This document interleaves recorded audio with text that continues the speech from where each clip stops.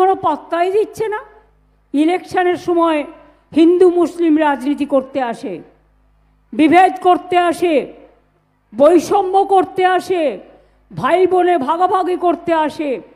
আর যখন গঙ্গায় ভেসে যায় ঘর বাড়ি তাকিয়ে দেখেন না, যখন বন্যা হয় তাকিয়ে দেখেন না। আমি জানি সংখ্যালঘু ভাই বোনেরা মনে রাখবেন, ঐক্যশ্রীর প্রকল্পে শুধু আমরা 4 কোটির বেশি ছেলে মেয়েদের স্কলারশিপ দিচ্ছি এবং এই জেলাতেও 1 কোটির ওপর ঐক্যশ্রীর সংখ্যালঘু ছেলে মেয়েরা পেয়েছেন।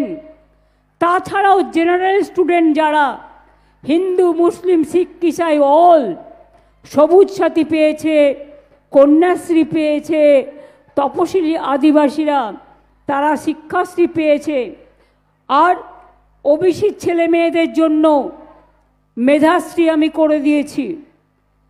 কিন্তু একটা কোর্টের রায়ে ওবিসি প্রকল্পটা বন্ধ হয়ে আছে কিছুদিনের জন্য। আমরা সুপ্রিম কোর্টে গেছি, রাজ্য সরকার আমরা অনেক দিন ধরে চেষ্টা করছি, প্রায় 2-3 মাস হয়ে গেল। এর ফলে আমাদের সব রিক্রুটমেন্টগুলো বন্ধ আছে। তার কারণ ওবিসি রিজার্ভেশন না হলে আমাদের রিক্রুটমেন্টগুলো কি করে হবে, চাকরি কি করে হবে, পড়াশুনোগুলো থমকে গেছে। এই সমস্ত অসহায় ছেলে মেয়েদের আমরা সরকার নিজস্বভাবে চেষ্টা করছি যাতে এটা তাড়াতাড়ি ফয়সালা হয়ে যায়। ভরসা রাখবেন, আস্থা রাখবেন, আমরা আমাদের সাধ্যমতো করছি এবং করব।